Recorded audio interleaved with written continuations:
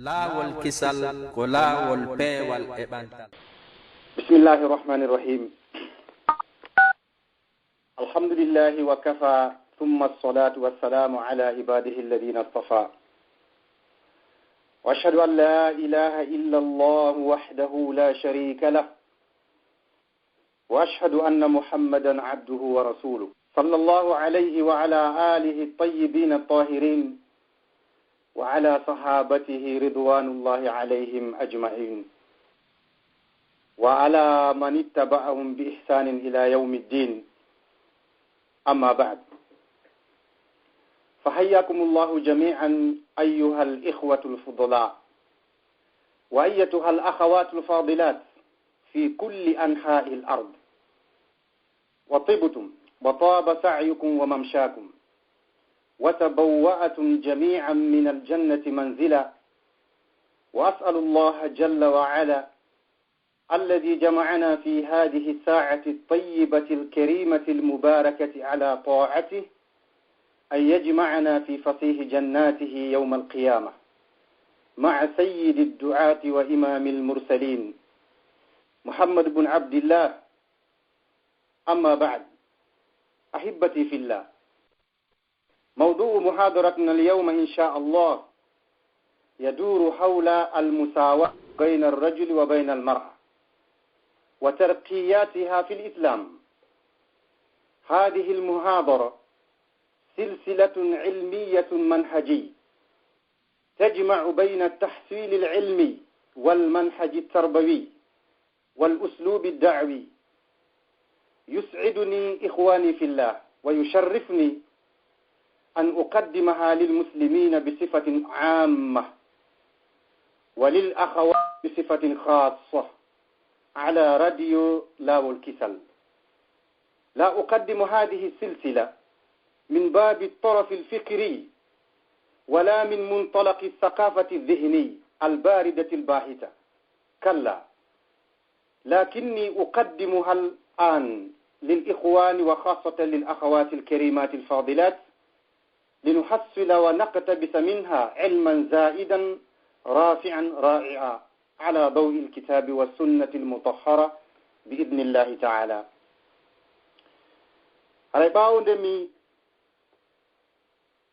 جولو دي نلا صلى الله عليه وسلم مي weltano الله تبارك وتعالى مي jarnamo mi du'ano ɓurɗo moƴƴude tagore nden fuu mi hiwro on hiwrangol islam. haray mi toranike en Allah subhanahu wa ta'ala, onon bandiraɓe an worɓe e bandiraɓe an sonnaɓe tedduɓe kala ka wontirɗon e leydi ndin. haray yo Allah subhanahu wa ta'ala on wonu ballo meɗen, o waɗa aljanna geɓal meɗen en fuu meɗen, o moɓidira en ka aljanna wondude e ɓurɗo moƴƴude e tagore nden fuu.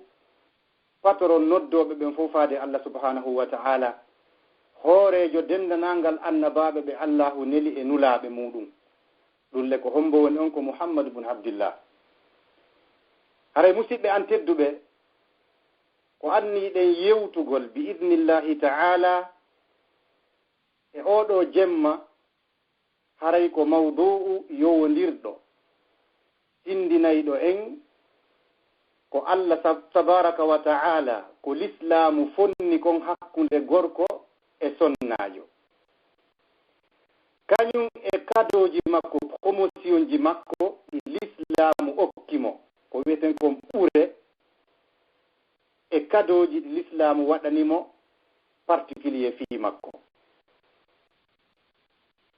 haray noon oɗo muhadara inchallahu haray wona yewtugol tun immorde e faale wonki. haray bi idnillahi ta'ala en ƴettoto ƴetten kala ko yewteten kon si Allah subhanahu wa ta'ala on hoddiri ka deftere Allahu on e ka sunna nelaɗo makko on sallallahu alayhi wa sallam. haray ayyatuha al akhawat, ko onon yo bandiraɓe an tedduɓe, haray o mawdu'u ko onon woni ko fewti. haray ko ono woni ko o fewti haray mawdu on no senditi peccoyi tatoyi biidnillahi ta'ala. En yewtay ko honno sonnaajo wa'uno taho seeɗa adol islam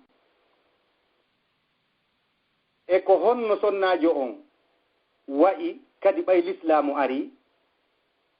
e ɓure ɗe Allah subhanahu wa ta'ala on tawi moƴƴereeji ɗi o fonni en ɗin hakkunde gorko e debbo tata ɗum ɗo no fota teru hay hunde ɓurda.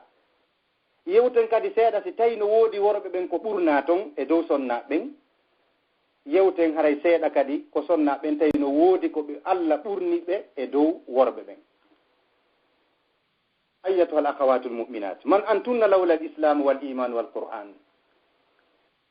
وهم بونو أنون ستاونو نا سبو الإسلام سبو نغال غمدنا سبو القرآن رتدون والله أنتن بالإسلام وبالإيمان والقرآن شيء وبدونها والله لا شيء سبو دينك سبو إيمان سبو القرآن الله سبحانه وتعالى نين هريه دون وني هونde hiɗon considéra ko on goɗɗum kono ko tawano ɗum ɗo on hinano sabu l'islam o hina sabu iman o na sabu qur'an on harayno hina on hunde yawma tasma'na li hali almar'ati fi usuri aljahiliya si tawi an o sonnajo tedduɗo bandiraho an tedduɗo siɗa gelino ma siɗa gelotono ɓay hiɗa geli ko honno sonnajo wa'uno e tanji jahiliyam feƴƴuɗi ɗin kayfa kanat almar'a ko honno sonnajo wa'uno aljawabu kanat sil'atun tuba'u wa tushtara fewndo on sa hari sonnajo ko objet hum ko marchandise hum yeeyete kum soodite kadi yutasha'amu minha wa tusdara sonnajo on no waɗine ko katineteɗo kon wiyete yatasha'amu ko innete kon masalan su'minagol yotin heɓi sonnajo on haray ko konti kata yo so artikama ɓiɗɗo debbo haray ko kata wonandemo kanko gorko o ma kanko kamɓe mawɓe yani mawɓe e jiwo on tuba'u kal bahimati wal mata o yeeyirte wano mumunte hum wano pii hum yeeyirte e puis tukrahu ala zawaji wal biga o forcete o okkitire hayso o faalaka o forcete o yane e mum a tuumo man hara o ala choix tuuratu wala tari so acci goɗɗum jama on ronaymo ƴetta ko o jeyi kon sendita kono kanko o ronata hay e gooto tumlaku wala tamlik kanko himo jeya kono o jeyata kanko hay e hunde subhanallah e puis lizawji haqqu tasarrufi fi maliha hatta walaw biduni idniha fewndo ɗin sa'aji hari sonnajo on ma ɗum moodi makko no jonna durwa no jonna feu vert ƴettugol jawdi sonnajo on waɗa ko faala haysi sonnajo on autorisali mo déjà hay fewndo jahiliya yeddondirama fewndo on say hal hiya insanun duna nafsin du nafsin wa ruhin karrajuli am la hari woɓɓe no yeddondiri déjà fewndo on say est ce que o sonnajo ko neɗɗo ni marɗo wonki wano gorko mariri wonki ka hina gorko yani na neɗɗo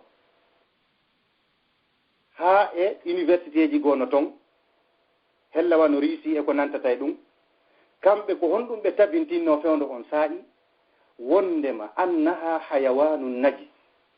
sonnajo on ko kullum soɓukum yajibu alayha alkhidmat fa hasb haray sonnajo on ko waɗɗimo ko gollugol tuwa mbabum fa hiya ka kalbin aqur imo wayi wano bareeru feetundu ko non o jogitorano fewndo on sayi tumna'u min ad-dahiki hay jalugol ɓe haɗayno so jali ha e momam ɓe haɗaynomo ɓenna o jalata few ko ɗum wonma jalnude ɗon ɓenna yo fermu hunduko makko kon fi on ɗum sa landama ko fi on ɗum li annaha selon maɓɓe ahbulatu cheytan wo ko kanko woni ɓulirde kanko woni ɓoggi cheytani ɗin kanko addanta ɓeygure nden ka galle kataji ha yahi tawi sonnajo on ben makko kamɓe no newinani ben makko sanga o faalawo yo yeeyu ɓiɗɗo makko jiwo on no wodani kadi ben makko durwa warugol boobo jiwum kum ma ɗum wattina kum hikum wuuri aka ngay ka haa ka lugga ira toon boobo gorko boobo jiwon subhanallahi l alim e hara ɗum noon hay huunde goɗɗo wata memminaade hay gooto wata memminaade e puis hakke fewndo on tawi ko tawi gonɓe gooto faalaka sonnaajo par ce que heɓuɗo sonnaajo o ko kata o addi ka makko ko moquerie e sabotage yimɓe ɓen joganiimo in bushira biha dalla wajhuhu muswaddan wa huwa kadim so okkama ɓiɗɗo debbo sonnaajo makko on jibini ayi e yeeso makko ngon no ɓawlita a sikkay mo biro mum e ben mum e ɓeygu mum e ɓiɓɓe mum fof waɗi accident maayi nde wootere hakke susi ko mari hara e hoore ɗum yatawara min alqawmi min suu'i ma bushira bi himo suuɗa yimɓe ɓen bone ko o weltinira kon kanko ko bone wonandemo hara mo miijito ene a yumsikuhu ala huunin am yadussuhu fi turab hara ko honɗum mi waɗata emi maray kum boobu jiwum e hoore ɗan koyndan e hoore o yawre e hoore ɗi sabotage ji kayomi yaho mi asa mi ira fu'um mi waynodira e muɗum finalement ko goɗɗum e mum o watta déjà hay ko alyahudankoɓe ɓen haɗi kamɓe sonnajo no ɓe jogitori si tawi o fiilike kanko sonnajo on haray ko konti kanko haray ko konti soɓuɗo o kala ko o meemi ka nder suudu haray soɓi goɗɗo memata hande kadi no woodi e maɓɓe kamɓe ɓe raɗotono sonnajo on ka o fiili ɗon ka wi lewru makko ndun ɓe naɓamo ka yaadi si o laaɓi o arta o waalata ka suudu ton haa o laaɓa subhanallahi l adim no woodi e maɓɓe kadi hari ɓe moƴƴinayi ko wiyete kon wano e hayma hum ɓe moƴƴina wano tampi hun ni ka yaasi ɓe waɗa sonnaji on nder ton ɓe addanamo bireedi e ndiyam ɓe joɗɗina wano nagge ma ɗum dammin ne'irte ɓe adda ɓe joɗɗina yeeso makko ɗon o ñaama si o laaɓi o arta noon ka suudu subhanallahi l adim amma rewoɓe kan ko wiyete kon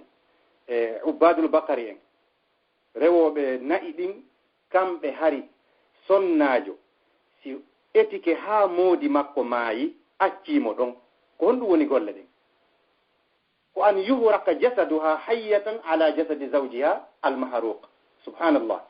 sonnaajo on ko o sunnideteeɗo e moodi makko mayɗo wonaaɗo sunneede on ɓayɗen anndi kamɓe si ooti maayi ko sunnugol ooti sonnaaji on ɓe ƴettaynomo ɓe watta toon par ce que ɓe accanta o accata on kata ɗon selo maɓɓe ko kata wonande ɓe subhanallah ka annasarankoɓɓen kamɓe ko ɓe considirno sonnaajo ko ɓe marno mentalité ji maɓɓe ɗin wondema sonnaajo ko yanbu'ul ma'asi ko ɓulirde tanaji geddiji ko boneji ko ɓundu boneji ɓe wi wonandema gorko on so heɓi sonnaajo Allah arsikimo boobo suddiɗo haray ko baabu min abwabi jahannam haray ɓe teddiniri ɗum wasi tawi ko goɗɗo ƴetti ɓe bugi e nder yiite jahannama hakke ko tawi kon ɗum no maafini ɓe daareɗo fewndo jahiliya neɗɗo no ara ka nelaɗo sallllahu alayhi wa sallam himo towna balaje himo manto kirim mo o waɗi kanko ɗum mo sikka ɗum ko fierté wonande mo o wiyeteɗo ibnu asimil mankari o wi kan laaɗo sallllahu alayhi wa sallam li yuhaddithahu an dahaya fi yo yewtinɗaɗo ko honɗum e sacrifice ji o waɗi e fe ɓiɓɓe makko suddiɓe fa yaqulu o wi laqad wa'adtu ya rasulallah 12 minhunna o wi nelaaɗo min mi iri e nder ɓe ɓiɓɓe suddiɓe 12 ɓiɓɓe rewɓe mi iri ka leydi hiɓe wuuri par ce que si woni wa'adu haray ko ɗum wiyete irugol otin himo wuuri tawi nelaaɗo sallah sallam ala hay hunde ko ɓe jaabu hakke ko etoni ɓe fa yaqulu sallllahu alayhi wa sallam nelaaɗo mo jamɗe kisi woni mum on maaki man la yarham la yurham ko ɗum ɓe waawi mo jaaɓade ɓe maaki kala mo yurmetaake Allah subhanahu wa taala on kadi yurmintamo hada kulluhu qabla bi'sati muhammadin sallllahu alayhi wa sallam ukhtiya alkarima ko nanɗa ɗo fuu ko cintun gotum e nder maayo no sonnaajo jogitorano noon ɗum ɗo fof ko ado nelaaɗo sallllahu alayhi wa sallam neleeɗe subhanallahi alazim la ilaha illa llahu akhlu biha wahdi la ilaha illa llahu yughfaru biha dhanbi, la ilaha illa llahu ufniya biha umri, la ilaha illa llahu adkhulu biha aqabri, la ilaha illa llahu alqa biha rabbi. akhawati fillah, bandiraɓe an tedduɓe, neniraɓe an tedduɓe, wallahi Allah subhanahu wa ta'ala on yiɗi on yurmama on teddiniri on l'islam. jantoten ɗo yoga e façon dewle ɗe jahiliya joganinoma an o sonnajo, an o bandirawo an tedduɗo. ndaaraɗen dewle ɗon, si tawi ko sifa ɗen dewle ɗon jogiɗa joni, malgré haray no woodi e sonnaɓe, malgré haray ɓe soñji e fe moodi maɓɓe, hiɓe yawi hiɓe miiji ko ɓe victime. ndaara ɗon noon ɗe dewle ɗo, si tawi woni ko sifa ngal dewgal ɗo woni ko o sonnajo ɗo jogii, quel que soit tampere makko. jantoɗen ɗo seeɗaaje no ɗuuɗi haa maayi, ɓe 16 pet. hiɓe marno ko wiyete ko nikahul istinbi dor. ngal dewgal ɗo kadi ko façon ngoo, ko ndu woni ɗum. ɓe imminayno, ayayno gorko no immina sonnaajo mum, ma ɗum jiwo mum, o naɓamo ka gorko tedduɗo anndiraaɗo cuucal, fiiyo on gorko ɗon yanu e makko, yiidu e makko, haa kanko jiwo ma ɓeygu makko o sowo, yilto noon o artira noon jiwo makko ma artira ɓeygu makko ka galle makko, fiiyo heɓu ko wi'ete kon ɓiɓɓe kelɗuɓe. subhanallahi l'adim. ko hombo jogii sifa ngal dewgal ɗo? ko hombo haa hannde moodi mum immini ɗum ka goɗɗo yo waɗa sifa ɗe golle ɗo? kalla wa bala. dewgal ɗimmal ngal hiɓe marno ko wiyete ko nikahul mukhadana. ngal ɗo dewgal kadi ko honɗum woni ɗum? sonnajo on ko adi l'islam har himo jogani hoore makko durwa, teŋe makko on, yaani ƴettugol teŋe makko on o jombidira e goɗɗo goo, gorko goo o wattida e moodi makko, o ƴetta teŋe makko on ko moodi makko teŋirimo kon, hella on ɗadiya ɗon, o ƴetta on ɗon teŋe o jombira gorko goo, hari kamɓe ɗum ɗon no waawira noon. ngal ɗo dewgal kadi ko hombo jogii ngal? akhawati fillah.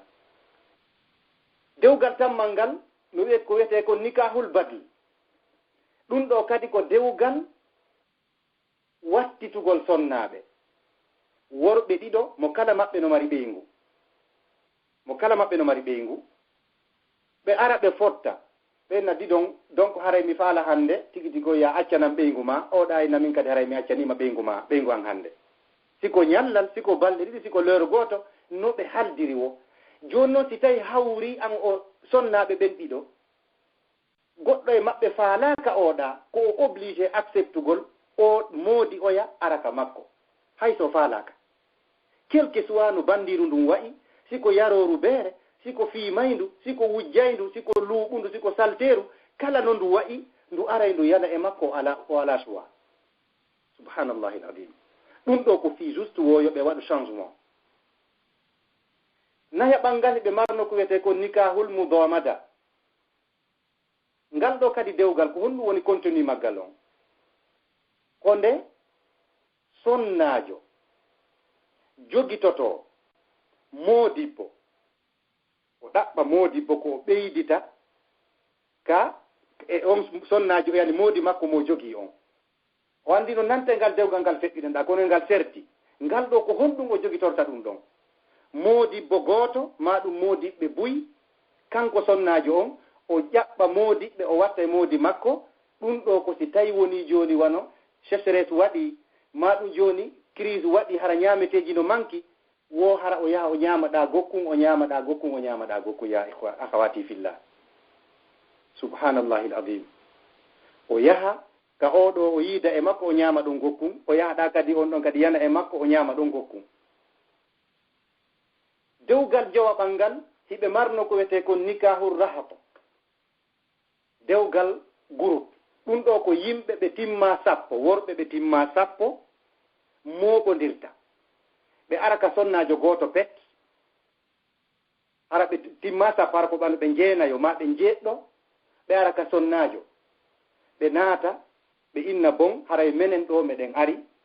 ka maɗa min fof amen min yiiday e ma ko urɓa wonɗen wadde ko tombola kala mo sowiɗa kala ka sowiɗa haray on tuma noddamen menen ɗo sonnajo on fanni o sowaki ɓe ɓe andun ɗo nombur maɓɓe fof ɓe aray o ala choix sanga ɓe faalawo ɗum na kanko andi ɗum ko kamɓe andi ɓe ara ɓe yana e makko ñande o sowi o déclare reedu ndun o sowike on tuma ɓe accita noon argol yana e makko si woni o heɓi o nodda ɓe noon ɓe fopp maɓɓe siko ɓe jowo siko ɓe jeeɗɗo siko ɓe jeenayo o nodda ɓe fopp maɓɓe hay goto kadi wata salade ko ɗoni convention o ara o ndaara ɗon hakkunde maɓɓe ɓen ɗon o inna ko ankarijo woni baaba ɓiɗɗo an on subhanallahi l adim ngal ɗo dewgal kadi hay no woodi ko hombo jombirani hay e gooto jeega ɓanngal no woodi ko wiyeteno ton kadi nikahu sirri ɗum ɗo kadi ko honɗum woni ɗum ko patron ɓe ɓen ma ɗum kohoɓe ɓen ko ɓeeɗo yahayno ɓe yi'a tun debbo ni ɓe yana e makko ɓe inna jooni haray ko si tawi woni sonnajo on o sowike ɓe déclara noon ko ɓeygu makko fanni sonnajo on sowaaki haray ɓe déclarata hay gooto anndata ko ɓeygu makko on tuma noon si sonnajo on sowike o itta mo noon ka mawɓe makko o adda mo noon ka galle makko ngal ɗo dewgal kadi hari no woodi dewgal jeeɗaɓal ngal ko wiyete ko nikahu shi'ar ngal ɗo kadi ko honɗum woni ngal ɗo ko nde sonnajo ƴettata yaani nde gorko ƴettata ɓiɗɗo mum jiwo wano no nanta e ngal fuɗɗorno ɗen ɗa kono ko honɗum sertiri ngal ɗo ɓe ƴettay no woni sonnajo maɓɓe on ma ɗum jiwo maɓɓe on ɓe naɓaka bandije ni fii yo ɓen bandije yiidu e sonnajo maɓɓe on ma ɗum e jiwɓe maɓɓe ɓen fii yo ɓe heɓu ɓiɓɓe kelɗuɓe fii ko ɓe yeeyita subhanallahi l adim ɗum ɗo koko ɓe waɗa commerce fii yo ɓe heɓu ga'i molanaɗi fii yo ɓe heɓu ko ɓe yeeya siko rewɓe siko worɓe ɓen jibini ɗum ɗo koko yeeyitete no nandita e ngal artorɗen dow to kono hiɗe serti ɗum ɗo ko fii affaire commerce subhanallahi l adim gari sonnajo no jogitora noon jeetata ɓanngal hiɓe marno ko wiyete ko nikahul musahat ngal ɗo kay ko honɗum woni contenu maggal on ko nde gorko jombata sonnajo haa gasa jooni noon e nder sonnajo ko ƴetti kon ko mo jombi on o masalan o ƴetta jiyaaɗo makko o rinɗina ma ɗum o rinɗina jiyaaɗo goɗɗo goo surtout si ko jiyaaɗo makko o rinɗini o lando jiyaaɗo makko on ko honɗum o jonnata mo si tawi jiyaaɗo makko on ala ko o jonna mo kanko mo woni rinɗinomo on yani pullo makko on ko honɗum o waɗata si tawi woni jiyaaɗo makko on no mari bandirawo ma ɗum no mari ɓiɗɗo jiwo ko on ɗon oya ƴettata simo faala o yana e mum simo faala o yeeyita hari ko noon ɓe sottorta kadi subhanallahi l alim iɓe marno kadi dewgal jeenayaɓal ngal ko wiyete kon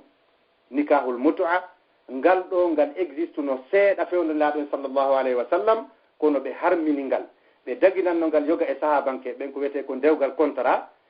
sabu lorɗa on tuma ɓe harmini ngal ɗo haray ko siɓɓe yaani naatuɓe ka diina ma wonɓe ka diina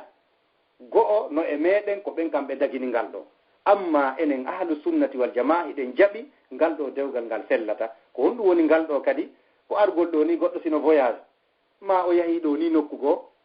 haaju makko yani e sonnajo o yiida ɗon e sonnajo no woodi wo du'a ko wotin janngata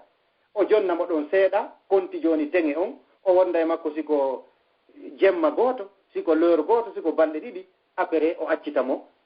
edda hay hunde ala ngal ɗo dewgal kadi hari no existe no fewndo on sayi donc nelaaɗo sallllahu alayhi wa sallam ɓe harmini ngal sappaɓal ngal ko wiyete kon dewgal kafu wano nante ka rahatu to kono ko honɗum sertiri e ngal ɗon ngal dow to o rahatu ɗo ko sonnaji on kañum suɓanto hoore mum o suɓo worɓe jowo ma worɓe 10 ko obligé kadi ko mawɓe makko ɓen puusata mo yo ɗaɓɓu rewɓe yani worɓe ko wano jowo ma jeego ma jeɗɗo ko jomba mo subhanallahi ladim dow to nane ko wiyete ko nikahu rahatu on ngal ɗo dewgal sonnaji on alaka landede yani alaka ala suɓade ko worɓe ɓen kañum moɓodiranta hoore mum suɓodirana hoore mum araka sonnaji on ngal ɗo noon ko sonnaji on suɓinte o suɓo worɓe ɓe o faala ɓeɗo wona konti moodi makko ko yana e makko subhanallahi ladim haray ni dewgal 12 ɓangal haray ko ngal dewgal wiyetengal nikahu bisan ngal ɗo kadi ko honɗum woni ngal hari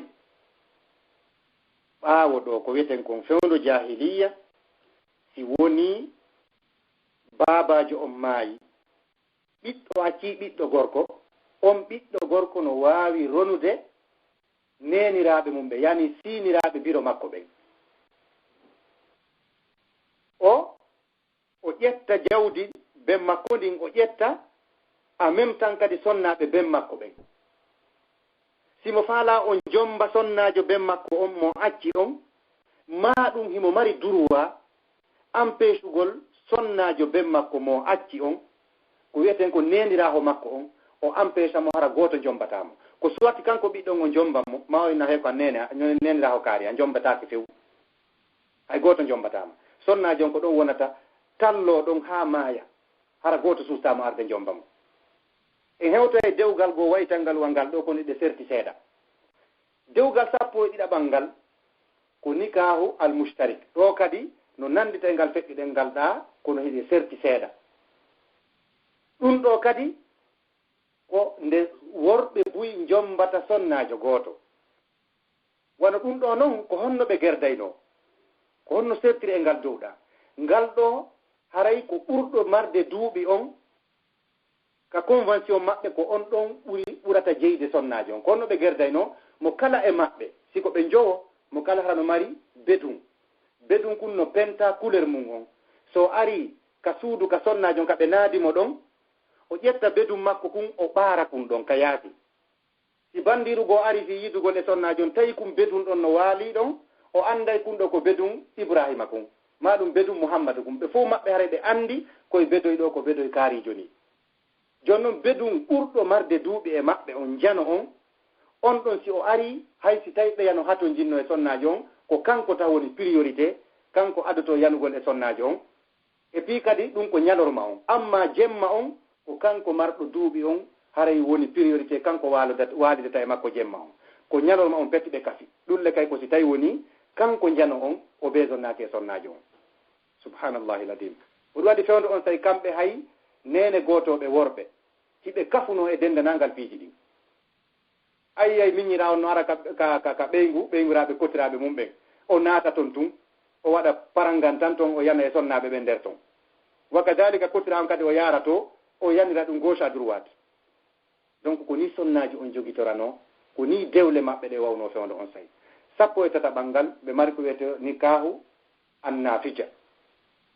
ngal ɗo kadi ko honɗum woni ngal ɗo haray fewndo on jahiliya ɗon kadi ko nde sonnaɓe ɓen ɓe jombirteno fii tun honɗum fii yani ƴettugol sonnaji on wengamo ɗa ɓe yaha ɓe ndara sonnaɓe labaɓe ma sonnaɓe kelɗuɓe ɓe jomba haranak fii ko ɓe wonda e muɗum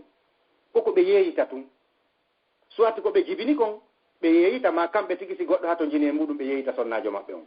subhanallahi ladim ɗum ɗo no hulɓini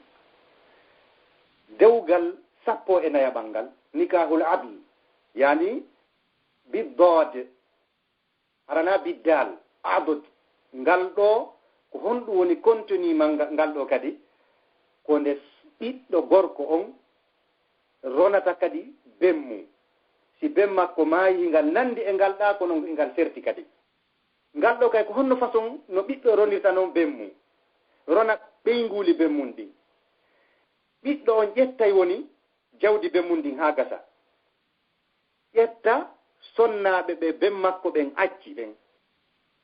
ɓeeɗo haray na jombeteeɓe. ɓeeɗo ko si tawi sonnaɓɓen no mari jawdi ma no mari goɗɗum, kanko ɓiɗɗo on o récupéray ko sonnaɓɓen jeyi kon fof, yilto so récupéri o ƴetta noon neniraaɓe makko ɓen o ɗaɓɓa worɓe ka o warka ɓe. E hoore ɗum kadi teŋeeji ɗin ko ƴantata kon ko sonnaɓɓe duwano kon henndaade, fuu mum kadi ko kanko ɓiɗɗo on addante, kanko henndoto. O anndi no nanndita e ngal ngal attorɗen ɗa nanen kono hiɗe serti. oɗo façon kadi ko ni ɓe warrayno ngal ɗo dewgal sappo e jowaɓal ngal ko nikahul gharar. Ngal ɗo kadi ko nde gorko jombata sonnajo, kono ndemo jombamo o waɗa condition oyna écoute miɗo jombudema kono naka galle am wonata, mi ñammintama mi holtintama, ko wodaninmi ko si haajo yani e ma mi yana e ma feƴƴa to yaha ka mon, ko ɗum wodanma. Ko ton o ñaamoyta ka mawɓe makko ɓen, ko ton o yaroyta, ko ton o holtata. O tippirta ka moodi makko so o nawnu fi ñawdagol ma, so weela fi ñaamugol ma, ɗum so holu fi holtugol, ko si tawi tun ko yanede muɗum, si moodi makko haaju makko yani e makko o nelanamo, ma ɗum o noddamo araka galle makko o yana e makko si haaju makko gati, o inna e sonnaji on o pooco kadi o nayo feƴƴuka maɓɓe. Ngal ɗo dewgal kadi hari no woodi. Haray dewgal sappo e jeegaɓal ngal e sakkitoral ngal ko nikahul maharim, jombugol jooma haram. E ihwatal iman, nde goɗɗo Allah arsikata mo ɓiɗɗo,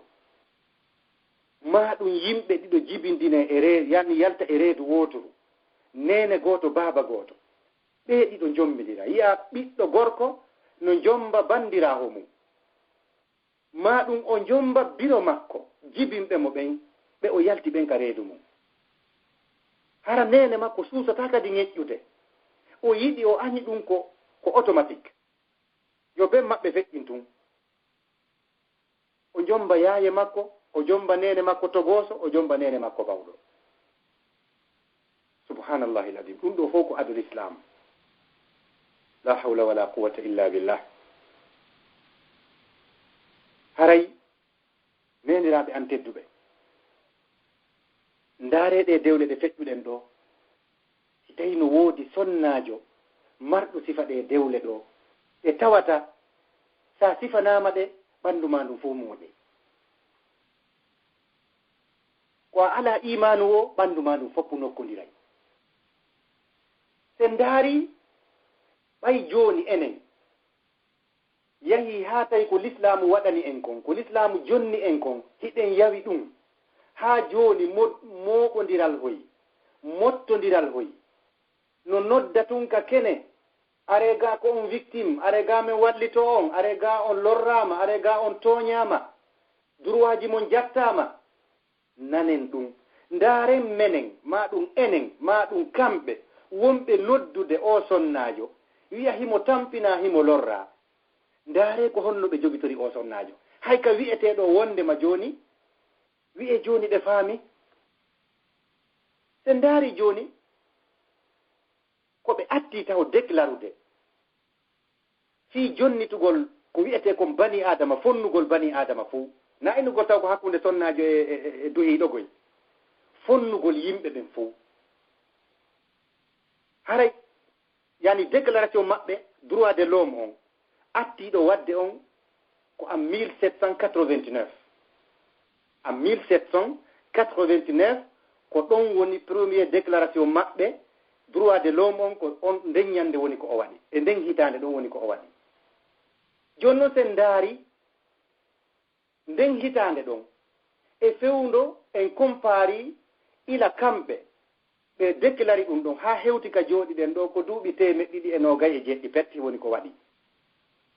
Sen ndaari noon fewndo ɓe wowlata ɗum tawi qur'anu kan, l'islamu kan déclarino yimɓe ɓen fof no fota heɓi duuɓi wulure e 210, 1210 ans. Tawi alqur'ana kan déclarino ɗum. Joni noon sen ndaari faa hinan kamɓe wonɓe noddude en, inna no mawlude en, hiɗen waɗa victime, hiɗen tampina, hiɗen lorra, ɓaawo ɗi duuɓi fof wakkilagol ila o déclaration maɓɓe ɗo, haray ko en 1861 woni ko sonnajo attaɗo autorisede on yo o présento fi candidat baccalauréat on sonnajo attaɗo newnanede on ko en 1861 sen itti ɗum e ha hewti kafe on ɗo haray bi ko heɓuɗen duuɓi ko heɓeten ɗon ko 155 ans bi ɗum waɗi ɗum ko hankini waɗi joni noon sen daari kadi kamɓe wowlnoɓen ɗum congrès maɓɓe international on fi droit de femme on joni na droit de l'homme joni wannoɗo on pari ɗo ko en 1878 wonande ɓe nanta ɓen 78 ko 78 1878 ɓe waɗi congrès maɓɓe international on pari ɗo wondema haray tigi tigi on yewtugol fi droit de femme on na wasi ɓe jonnitimogoy taho ko yewtugol ko honno ɓe gerdeta ha sonnaɓen kadi hetta droit ji mum ɗi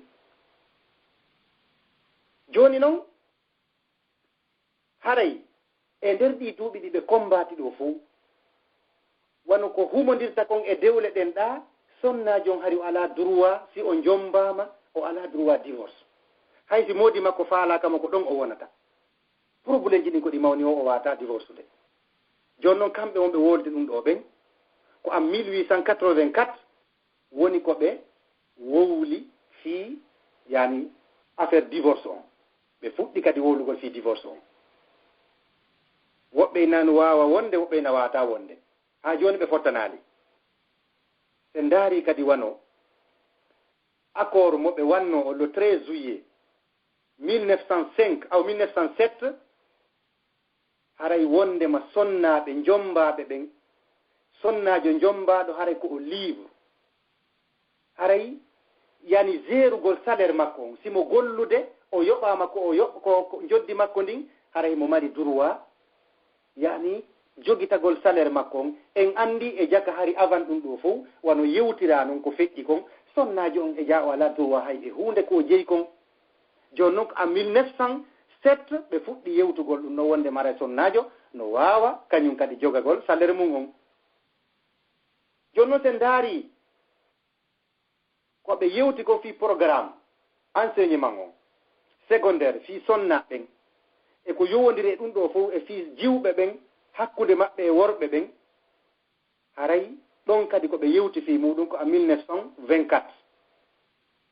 ɗum haray ko 92 ans waɗi sen ittini mbi ɗum waɗi haray ɓe yewti kadi 1965 loi moɓe wotuno on le 13 juillet kadi modifiyaɗo on fi wondema légalisugol mariage couple on wondema si ɓe jombidiri haray sonnaɓe no wawi gérude biyenji maɓɓe ɗin ɗanani ko salaire on haray ɓe wawi gérude biyenji maɓɓe ɗin wano joni coñci ɗin ma ɗum kala piihoy koɓe mari matériel hoye maɓɓe hiɓe wawi gérude ɗum ɗon e kadi activité ji professionnel ji maɓɓe ɗin hiɓe wawi kadi haray yani wadde ɗi hara ɓe landaki womodi makko haray en 1983 haray loi moɓe waɗi on fi légalisugol affaire professionnel on ko wiyete kon entre debbo on kañum e sonnajo on maɗum entre debbo on kan e gorko on afwan ɓe waɗi e nde hitande ɗo kadi wondema haray ɓe fonni hakkude gorko on kañum e sonnajo on ɓe wowli ɗum ɗon joni noon kaka haalata ho woni haray ɗum ɗo ko honto fuɗɗa appliqué de seeɗa hay ɗum kadi noon ha joni sen daari en taway koko haala heddi le 6 juin en 2000 on tuma ɓe yewti fi sonnaɓen kañum e fonnugol ɓe e worɓe ɓen ka mandaji ka votugol e ka ko yowodiri e kala principe ji ko wiyete kon politique ji ɗin haray kamɓe kadi sonnaɓen hiɓe wawa participude e ɗum ɗo wano joni fonnugol ɓe ka parlement ji ma ko nantata e ɗum ɗo debbo no wawi wonde ministre e ko nantata e ɗiɗo piiji fof wano andirɗen noon joni noon sen daari ha joni malgré ko wona wolede kon fof no ŋermede ñande wo ha ka jooɗiɗen ɗo sonnaɓen ha joni ɓe ronkuɓe fonnude ka yoɓugolɓe ka salaire ji maɓɓe ko heewi kon worɓe ɓen hara hiɓe ɓuri yoɓeede e di sonna ɓen ka golleji ka bureau ji kala ka wona gollede ɗon. haray musidɓe yumɓe tedduɓe se ndaari ɓe wonɓe en noddude ɗo yeeto en wondema enen haray tigi tigin ko en victime. ndaaren noon comparen ko ɓe waɗi ɗo fof e ko l'islamu jonni en ko ndaaren. fa hal atakunna ayyatuha almuslimatu almu'minatu alqanitat, yalli ari on onon ɓe sonnaɓe julɓe gonɗinɓe ɗoftiɓe Allah ɗofti nelaaɗo fi hada alalami kul en o tagore nonde didori an ba ma jaa bihi nabiyu rahma wal huda. hara ɗi histoire ji e kala ko yewta e tagore nden fof hara on nani ma on yi'i on heɓi ko weltorɗon ha hewti ko nelaɗo sallllahu alayhi wa sallam addani on kon min attaalimi fi haqqi kunna, immorde e gande e haqqeji adduɗi fiyani gande tindinɗe haqqeji moɗon. fa hamittunna allah, yettuɗon Allah ala ma tabawwa'atunna bihi min hadihi ni'ma, yettuɗon Allah e ɗi nemaji ɗi Allah subhanahu wa ta'ala on okki on ba'da tilka almahanati wa dhilla, ɓaawoɗan koyndan e yawre e futeede ko waɗano ɗon. ya'ti rasulullahi sallllahu alayhi wa sallam, nelaaɗo sallllahu alayhi wa sallam Allah no addamo, nelaaɗo on no seeno no ara li yarfa'a makanata almar'a, fiyo o ɓantu place sonnaji on, li yu'liya sha'nuha fiyo o ɓantu fiyake sonnaji on. wa ida bil ayati tatanazzal, tawi ayeje ɗen no jippo. wa ida almar'atu fiha ila janibi rajuli tukallafu kama yukallafu rajul, tawi sonnajo on e fe côté gorko on himo fawire wona gorko on wona fawirede illa fi maktaffat bi, si wona hara koko ayeje ɗen hertiniri sonnajo on. haray hiɗen yewta ɗo piiji 16 ɗi tawata gorko o debbo o Allah subhanahu wa ta'ala on l'islamu ma on no fotini on tek sawa bi sawa'i, hay hunde ala ko ɓuri. ɗi 16 manditeɗi arano on hella ka Allah subhanahu wa ta'ala on yewti ɗon par ce que si wiyama nas haray ko yimɓe ɓen fof yewta ɗon, gorko maɓɓe e debbo maɓɓe, julɗo maɓɓe e keefeero maɓɓe. Allah wi a'udhu billahi minash shaitani rajim, ya ayyuha nnas ittaqu rabbakum alladhi khalaqakum min nafsin wahida wa khalaqa minha zawjaha wa batha minhuma rijalan katiran wa nisaa wattaqu allaha alladhi tasaaluna bihi wal arham inna allaha kana alaykum raqiba. ɗo hiɗen fota tek o noddi en o wi ko ono yo yimɓe ittaqu rabbakum, hule joomi mon. ɗo ko noddi en kon hiɗen fota tek o innaani ɗo ya ayyuha rijal, ko onon yo worɓe, ko wi ko ya ayyuha nas, ko onon yo yimɓe haray hule joomi mon. toɓɓere ɗimmere nden ka affaire gollugol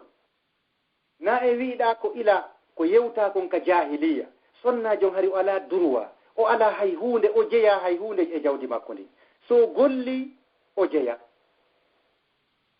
joni noon ɓay ñeeñinama ene yimɓe ɓen e ñeeñini ɗo ha e wiye jonnitimo kanko sonnajo on, kono malgré tout e ronko ha joni jontugol mo haqqe makko on, wono l'islamu jonnitirimo noon haqqe makko on, par ce que en fonnali ka salaire ji. Allah subhanahu wa ta'ala gon o wi man amila salihan min zakarin aw unsa wa huwa mu'minun falanuhyiyannahu hayatan tayyiba. Allah subhanahu wa ta'ala wi kala golluɗo, man amila, kala golluɗo salihan golle moƴƴe, min zakarin foti ko gorko golliɗe, aw unsa ma ko debbo golliɗe, wa huwa tawa kanko golluɗo on fewndo o gollata golle ɗen mu'minun ko o gomɗinɗo ko o hooliɗo Allah subhanahu wa ta'ala, falanuhyiyannahu, wallahi min wurnaymo. no wawanɗo laamon ko laamol kasami, nunon ko nunu tawkid, wallahi ko be min wurnamo hayatan tayyiba, gurdal laaɓuɗam honto ka aljanna, ka nemaji ton, sifatun saliha. sifaji moƴƴi fi rijali ka worɓe ma dakaraha llahu allah subhanahu wa taala jantaki ɗi ha hande illa wa dakara fi janibi han nisa si wona o jantoto takko maɓɓe ɗon ma takko majji ɗon sonnaɓɓen toɓɓere tammere nden ka foteten ɗon allah subahana taala wi on ɗum walmuminatu baduhum awliyau bad o wi'i ɗo gonɗinɓe worɓe ɓen e gonɗinɓe rewɓe ɓen yoga e maɓɓe no weldi e yoga o wiyat ɗo walmuminuna tun o wi abuma ɗum walrijalu ko walmuminuna walmuminat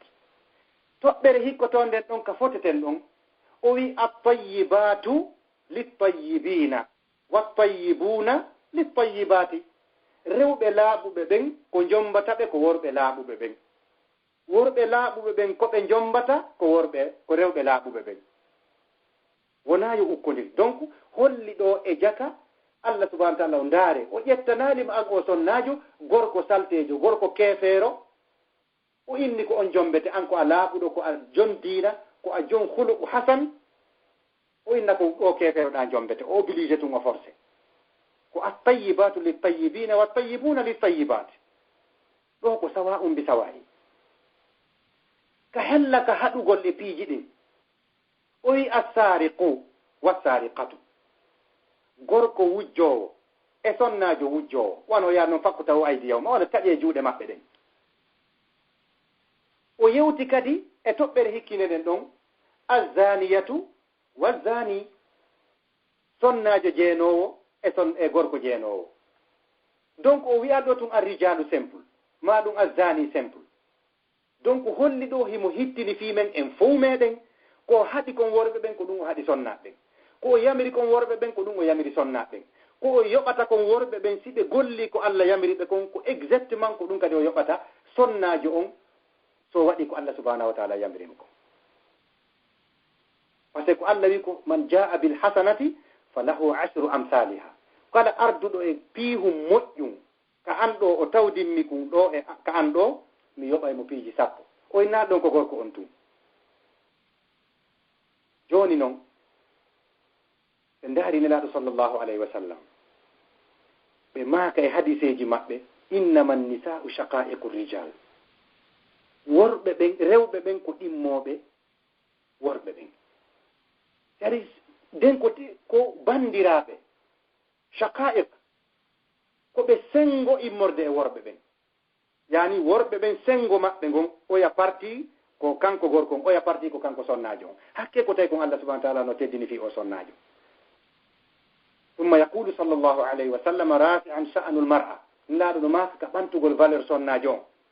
wa sha'nu man ihtamma bil mar'a o ɓanti sonnajo o ɓanti kadi hay kala peppitiɗo jogitiɗo dankitiɗo sonnajo on en taskoto ɗo adden ɗo ɓure ɗe allah subhanahu wa ta'ala on okki o sonnajo okki taho kala taho dankitiɗo sonnajo on contraire man wikkiɗomo on wattinimo ma ɗum warimo ma ɗum jattimo e hoore tooñe ala dawabiti shar'i nelaɗo sallah sallam ɓe maki khiyarukum li nisaihim khayrukum li ahli ɓe maki moƴƴuɓe ɓurɓe moƴƴude ɓen e moɗon ko ɓurɓe moƴƴande ɓen sonnaɓe mum ɓen ɓe maki min noon miɗo ɓuri on moƴƴude ka ɓeygure an min miɗo ɓuri on moƴƴude ka ɓeygure an are nelaɗo sallah sallam ɓe yamiri hay sonnajo on hakke ko o teddi kon hay si tawi woni yumma ooti kanko gorko on masalan wona julɗo yumma makko wona julɗo hay l'islamu no jonniti sonnaji on teddungal yo kanko ɓiɗɗo makko gorko on yo danko mo ɓe ndaari nene asma radiallahu anha o arno kan laaɗo sallah sallam o maaki o inni inna ummi qadimati alayya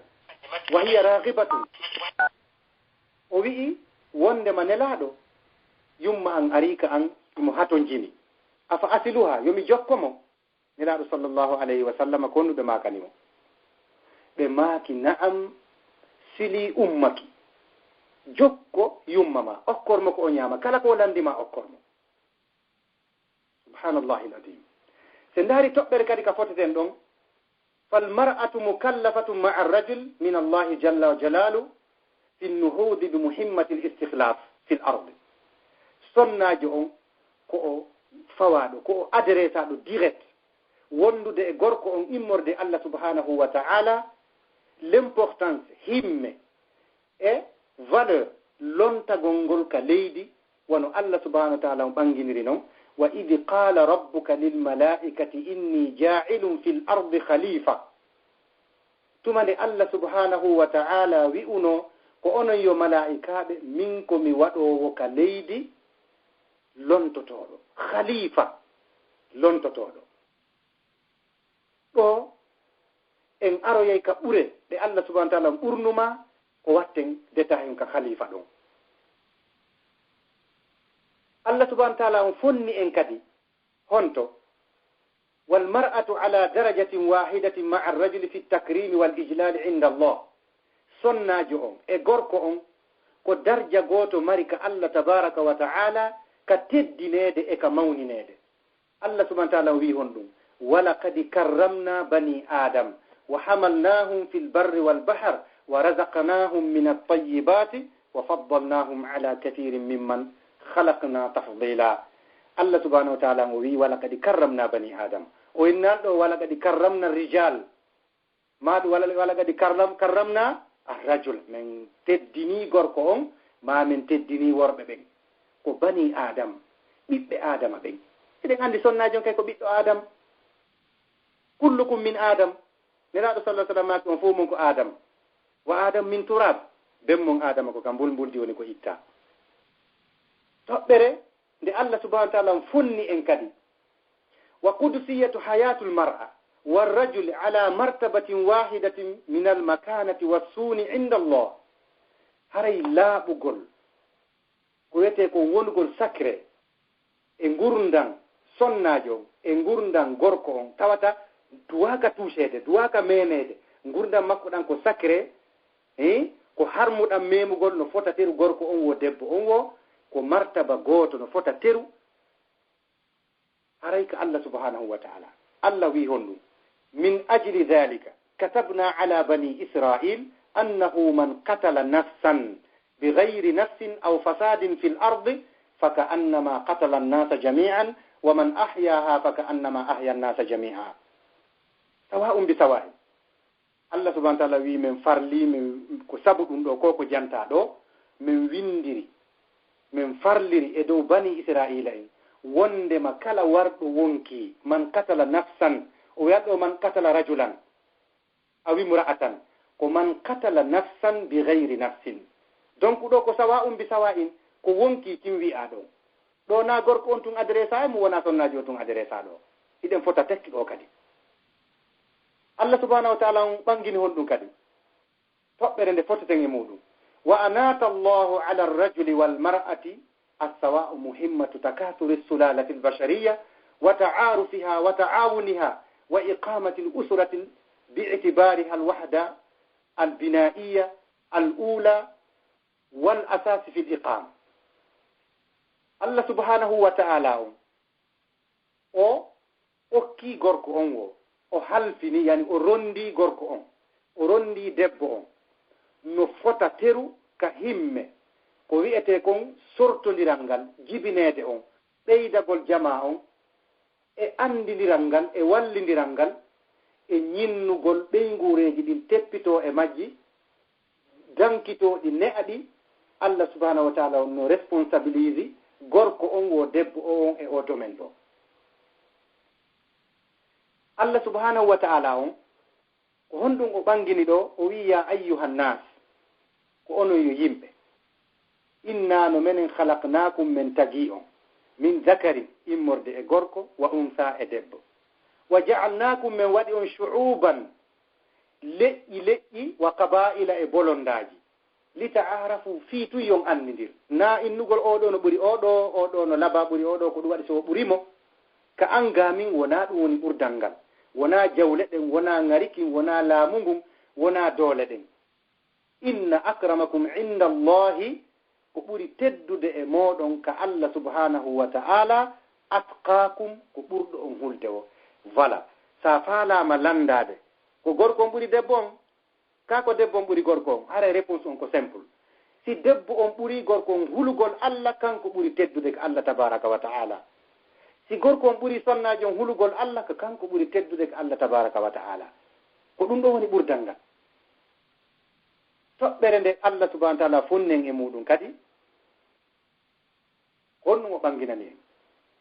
o wi wala tatamannaw ma faddala Allahu bihi ba'dakum ala ba'd ɓayi mo andi bani adama mo tagi on o wi wota on yelo ko Allah subhanahu wa ta'ala ɓurdindini yoga e mon wonande yoga immorde fi oɗo no mari jawkal ma no mari oton ma no mari suudu ma no mari ɗum ɗo an ala wota naatu yelagol ɗum na ɗon ɓural ngal woodi on tuma woni lirrijali nasibun mimma iktasabu wa linnisa'i nasibun mimma iktasabna was'alu llaha min fadlihi inna allaha kana bikulli shay'in alima. Donc on andi ɗen andi hari sonnaji on kanko o hendota ko so golli siko kanko jeyi o memata joni noon Allah subhanahu wa ta'ala ko ɗum o wi lirrijali worɓe ɓen no mari kamɓe jeyi mimma iktasabu ko ɓe faggiti kon wa linnisa'i nasibun rewɓe ɓen kadi no mari ko ɓe golli kon ɓe heɓani sala maɓɓe ko kamɓe jeyi na'am ko kamɓe jeyi si sonnajo on ɗaɓɓani hoore mum jawdi ndi ma a jombidimo e mayri ma o ronindi ma o okkamandi ko kanko sonnajo on jeyi so o newinanalima ɗon an gorko on a memi ɗon goɗɗum a memi ko a jeeya wallahi tumma wallahi ko ma o jonne ko laaɓi poyi o inna o okkima e hoore ɓernde laaɓunde kadi sina ɗum so a ñaami ɗon haray ko jiibe wonɗa ko woni ko ñaamuɗa hara to yarlodiri ɗon annodiri kadi toɓɓere nde Allah subhanahu wa ta'ala o fonnen e mum kadi o wi lirrijali nasibun mimma taraka alwalidani wal aqrabuna walinnisa'i nasibun mimma taraka alwalidani wal aqrabuna mimma qalla minhu aw kathura e puis nasiban mafruda hella ka ronugol kadi Allah subhanahu wa ta'ala on fonni en c'est-à-dire o waɗani en fof mon geɓe o wi worɓe ɓen no mari geɓal ko nene e baaba acci kon e ɓadodiraɓe ɓen ko acci kon sonnaɓen wa kadalika no mari kadi geɓal ko nene e baaba mayata kon acca e ko ɓattodiraɓen kadi mayata kon acca ko famɗi e ko acca kon wo masino ɗuuɗi ɗum ɗo noon ko geɓal ngal Allah subhanahu wa ta'ala farlani sonnajo on donc andi e feƴƴino dow to ari sonnajo on tuuratu wala tarif o ronete kono kanko o ronata o mala geɓal e dondi fewu haray toɓɓere kadi nde Allah subhanahu wa ta'ala on fonnen e muɗum Allah subhanahu wa ta'ala on o innitiri simoje ka alqur'ana simoje o innitiri ɗe worɓe wa kadalika o innitiri simoje go ka qur'anu rewɓe wano suratu ibrahim ko gorko o innitiri suratu wongol wano suratu nisa ko sonnajo innitiri suratu wongol et puis hiɗo mari onon kadi gongol suratu maryam bien sûr no woodi kadi toon suratu yunus donc hollugol en wondema haray Allah subhanahu wa ta'ala o tooñata misqala zarratin si tawi woni an sonnajo hiɗa miiji Allah subhanahu wa ta'ala no ɓurni worɓe ɓen e dow ma miɗo tanɗini haray hiɗa duwa wattude hilla taskoɗa nde alqur'anare teddunde toɓɓere ado derniére nden nde ɓanginten nden ka foteten ɗon Allah subhanahu wa ta'ala on janti worɓe ɓen fil qur'ani ka alqur'ana ko wiyete ko rijal o jantiɓe 24 fois nogay e nayyi laabi nogay nayyi o wowli fi worɓe ka nder alqur'ana wa kadhalika o wowli 24 fois sonnaɓe ka nder qur'an subhanallahi alazim 24 ɗa 24 si tawi an o sonnajo ɗamiji hiɗa aña ma yaha ɗon ha wonde ko ɓay tun wowlota ko ha ɓe fayda otin faale wigol Allah no añi ɗum sabu tun haray no gasa ɓay wi'ama ɗa joni lizakari mislu haddil unsayayni gorko on ronay yeru geɓal sonnaɓe ɗiɗo ma ɗum ɓay tun wi'ama ɗa haray gorko on no wawi jombude ɗiɗo no wawi jombude tato no wawi jombude ha nayo sonnajo ɓahrora ɗon o sikka kanko Allah subhanahu wa ta'ala no añimo ɗin ɗiɗi sen détayiɗi e ndaare tawi hikma no nder ton ko Allah wi'iri kon yo gorko o ronu geɓal sonnaɓe ɗiɗo e ko wi kon yo gorko jombu ɗiɗo ma ɗum tato ma nayo no ton importance ji molanaɗi no gasa goɗɗo lando gotal ɗe lande ma goɗɗu ngo fiita en ƴettu tammen on ma ɗum ceernoɓe ñande goo inchallahu ɗe landete ma ara déjà ɗe landanoma hara ɗe jabanoma kadi toɓɓere sakkitorde nden Allah subhanahu wa ta'ala on o fonni gorko on e sonnajo on ka laamagol na laamuji adduɗi on ɗe wolde goɗɗo e ɗo joni hi ko non woniri kono noon haray sonnajo o wonata amira ko wiyete kon amirul mu'minina ɗawana umaru en aboubacry en radiallahu anhum joni noon sonnajo on inna kañum wata wonde ɗum kono ndaaru ko Allah subhanahu wa ta'ala ko haɗi o jonne ɗum kon a ndaare tawa wona ngayngu wallahi ko yiɗugol ma e yurmede ma haɗi o newnane wonugol e nden toɓɓere ndon wonugol e nden jullere ɗon kono amma ka laamagol ko ɓuri wondude kon e baraji ko ɓuri wondude kon importance Allah subhanahu wa ta'ala yejjitade ma an sonnajo o ka affaire ngurdan e ka noddugol faade ka Allah o ɓangini ɗum ɗo o wi'i walmu'minuna walmu'minatu ba'duhum awliya'u ba'd gonɗinɓe worɓe ɓen e gonɗinɓe rewɓe ɓen yoga e maɓɓe no weldi e yoga ya'muruna bil ma'rufi wa yanhawna 'anil munkar ɗo kadi holli gorko on himo nodda yo yamir ko moƴƴi o haɗa ko boni wa kadhalika sonnajo on kadi no yamira yo noddu faade e ko moƴƴi kon o haɗa faade e ko boni kon donc Allah subhanahu wa ta'ala on o wi'i kadi ka hollugol ɗen kala sonnajo e gorko golluɗo ko moƴƴi o wi wa man ya'mal min as-salihati min dhakarin aw untha wa huwa mu'minun fa ulaika yadkhuluna al-jannata wala yuzlamuna naqira ɓeɗo kala golluɓe gorko wo debbo wo ko moƴƴi Allah naada ɓe aljanna o ɗuytanta hay goto e maɓɓe innugol awa potto ɗon hanko a sonnajo ko feccere heɓata non ko wala yuzlamuna naqira donc sen daari Allah subhanahu wa ta'ala on hayka affaire o wiyete kon diisodiral sonnajo on yejjitaka Allah subhanahu wa ta'ala on ɓangini ka mushawara ko wi'i walladina stajabu li rabbihim wa aqamu ssalata wa amruhum shura baynahum wa mimma razaqnahum yunfiqun pardon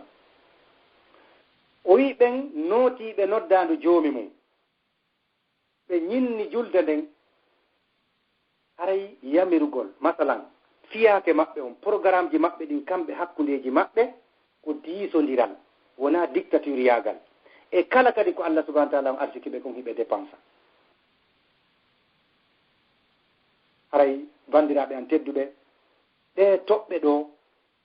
Allah subhanahu wa ta'ala on no fonni en teru e majje hay nokku ala ka ɓurdi haray si en ndaari Allah subhanahu wa ta'ala on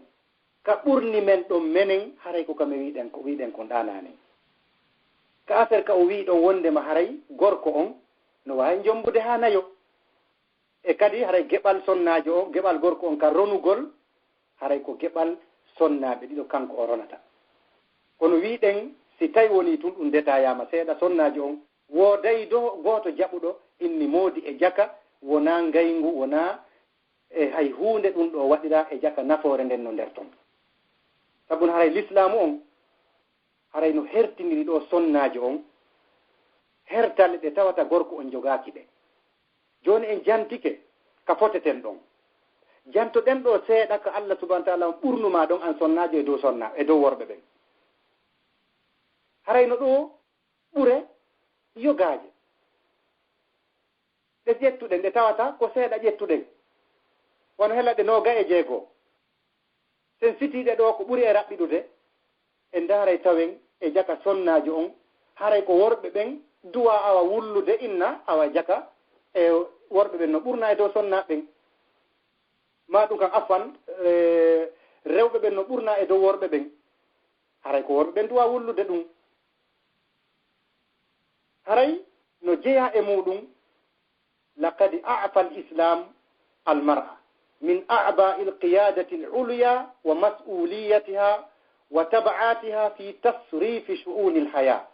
وجعل ذلك العبء ومسؤوليته على عاتق الرجل كما هو في قول الله تعالى الرجال قوامون على النساء bima faddala allahu ba'dahum ala ba'd. haray Allah subhanahu wa ta'ala on ka an sonnaji ɓurɗa men ka Allah hayfinanma ka o favorise ma kaka o ittuno ɗon dongal ngal e hoorema wonugol présidente de la république joni laamagol wonugol lanɗo leydi fof fi kala no anda no woodi fewndo ɗo haray sonnaɓe wonɓe ɗum ɗon ma no woodi faalaɓe wonde ɗum ɗon wallahi ko yangi molanaki si sonnaji on no anduno ɗum o hato jiltotano e ɗum ɗo o muññetonoy ko Allah subhanahu wa ta'ala hokkima kon. Allah subhanahu wa ta'ala waɗi ngal dongal ɗo e hoore balaje gorko on wono Allah subhanahu wa ta'ala on ɓanginiri noon nde tawno gorko on qawwamuna arrijalu worɓe ɓen qawwamuna ala nisa ko ɓe dolninaɓe e dow rewɓe ɓen. haray o dolningol ɗo physiquement iɗen andi haray gorko on ɓuray ɗon sonnaji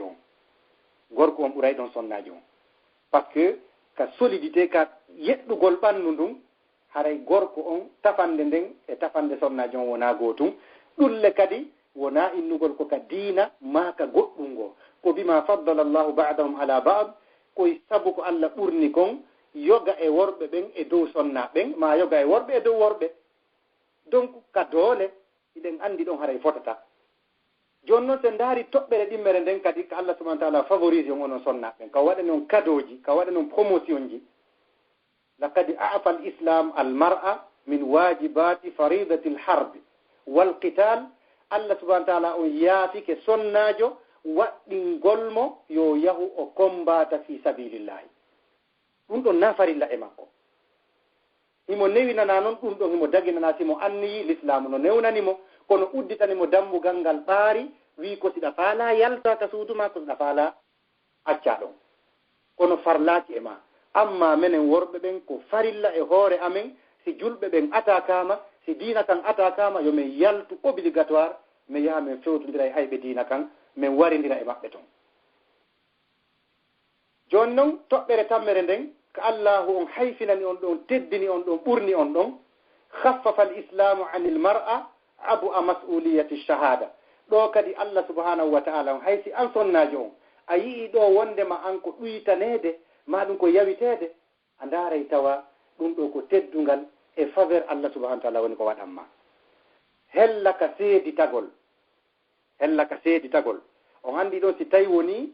ko worɓe ɗiɗo seeditoto tawi ko gorko goto woodi ko sonnaɓe ɗiɗo addete place gorko on. sa ndaari ɗo joni hara ko bi tajriba exemple si tawi joni sonnajo goto dari keɗa place gorko ka o seeditotono o seeditike ɗen andi sonnajo no woni faible hay yeddodirɗon tun o wullay joni noon si tawi woni o nangodiri e mo seediti on e hoore mum ma hay o ndaarimo gite bonɗe o watamo dartade. joni noon tawi woni ko gorko o seediti e hoore mum ko o kanko tun andi ko tout suit si adi joni ko piiro ma tawi o ya weltorali ko seediti kon e hoore makko o nanngaymo joni o waɗa ko faala o piyamo. Allah subhanahu wa ta'ala wi ko rewɓe ɗiɗo joni si ko rewɓe ɗiɗo joni e gorko goto nangodiri piiro nde gorko on no piyaɓe kamɓe ɗiɗo haray to ɓe seekimo haysi ko coñci ɗin haray ɓe peɗikemo o moyen. donc haray ɗum ɗo Allah subhanahu wa ta'ala ko hakim kala ko o waɗi kon wota a landito ko o waɗani kon no nder ton si tawi o haɗe andu ko lorra so ukkalima e muɗum andu ko nafa ma haɗi o ukke nder ton. haray si wona hara ko alhaaliji ɗi Allah subhanahu wa ta'ala o hertirani sonnaji on ɗon kadi mo jonnuma an tun teddungal feere. honɗum woni ngal teddungal ka toɓɓere nayaɓere Allah waɗi responsabilité seeditagol ngol e fiyake ka affaire boobo si sonnajo sowike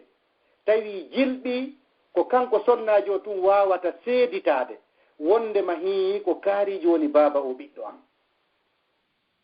ko kanko wawata wiide ko kaari sowinimmi goɗɗo goo wata wolde ɗum.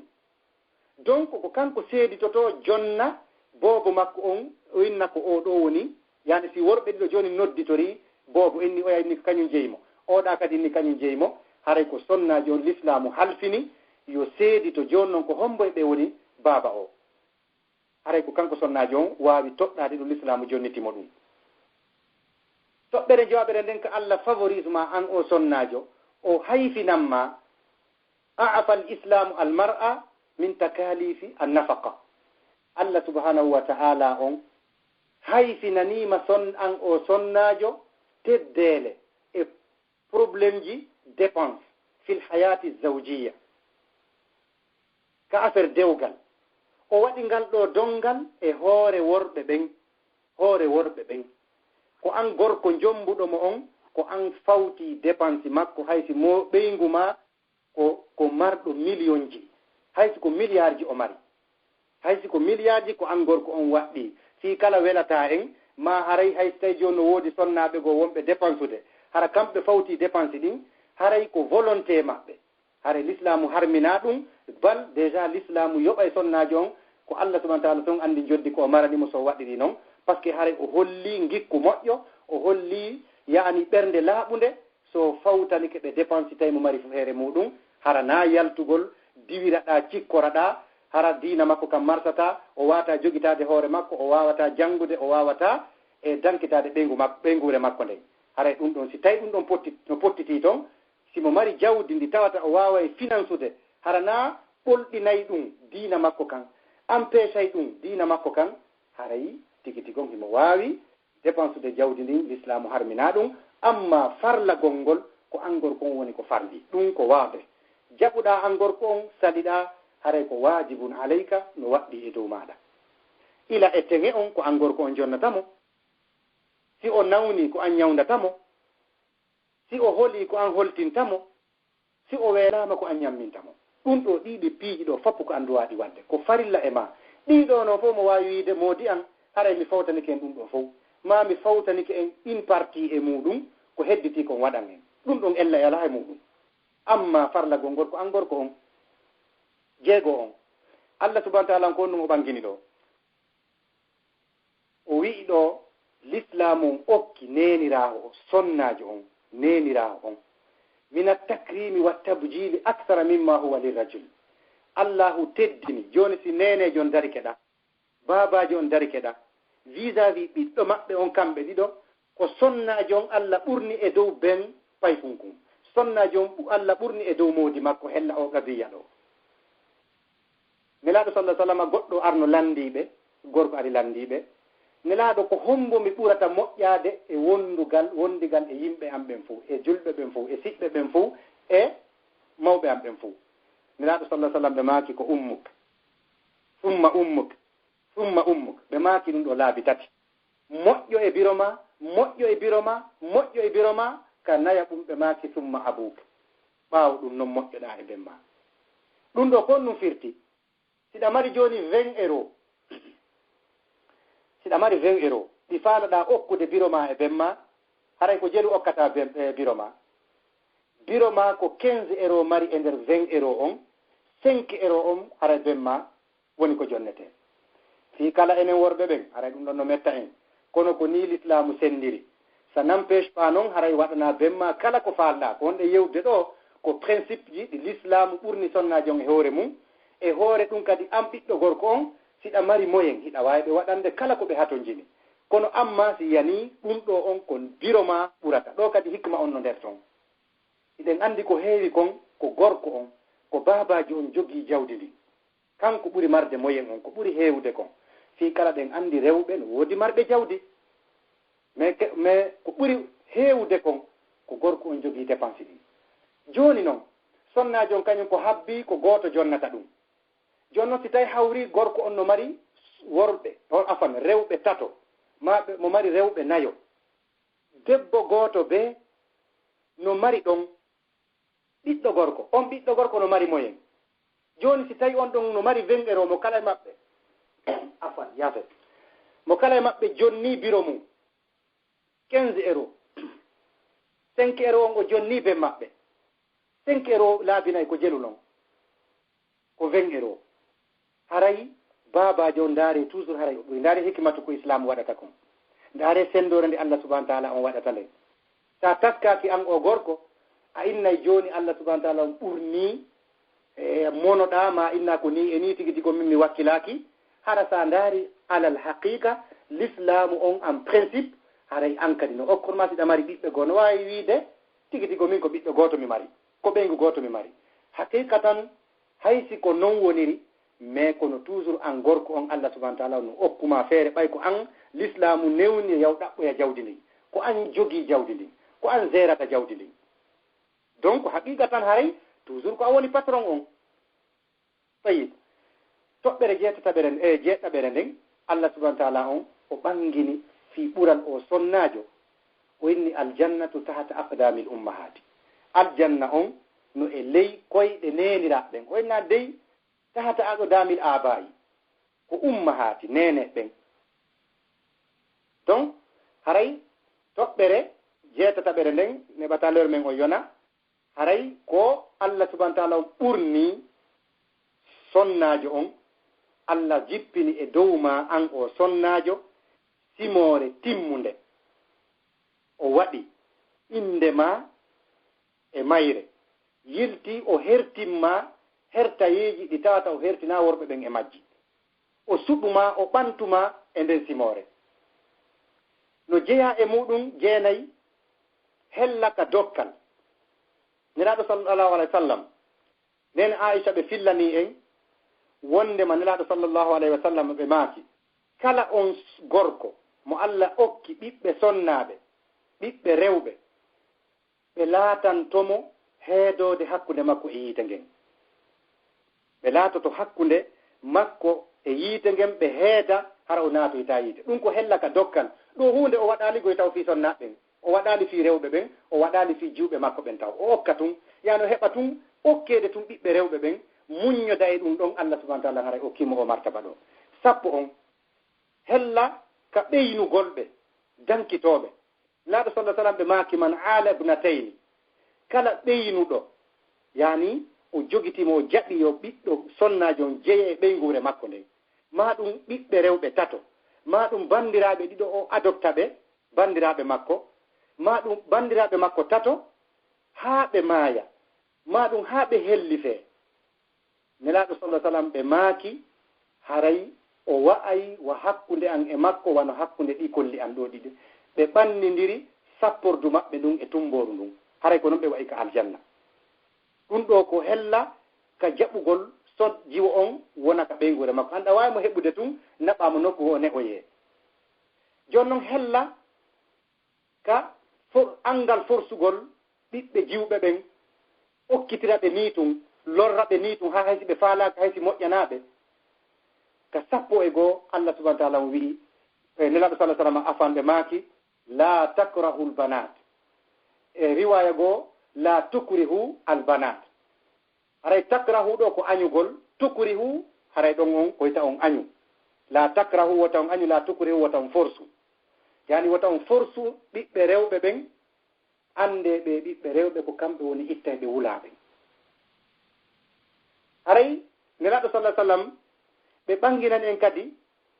ka toɓɓere sappo e ɗiɗaɓere ka an sonnaji ɓurɗa worɓe ɓen hella ka angal wattingol boobo jiwo on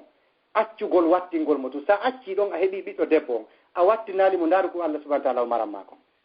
nelaɗo sallllahu alayhi wa sallam ɓe maki man kanat lahu unsa falam ya'dha walam yuhinha walam yu'thir waladahu alayha qala ya'ni adh-dhukura adkhalahu Allahu al-janna nelaɗo sallllahu alayhi wa sallam ɓe maki kala on heɓuɗo ɓiɗɗo suddiɗo o iraalimo ka o wuuri ɗon o hayfinaalimo kanko ɓiɗɗo debbo on o ɓurnaalimo kanko debbo yani o ɓurnaali ɓiɗɗo makko gorko on e dow ɓiɗɗo debbo on haray Allah subhanahu wa ta'ala on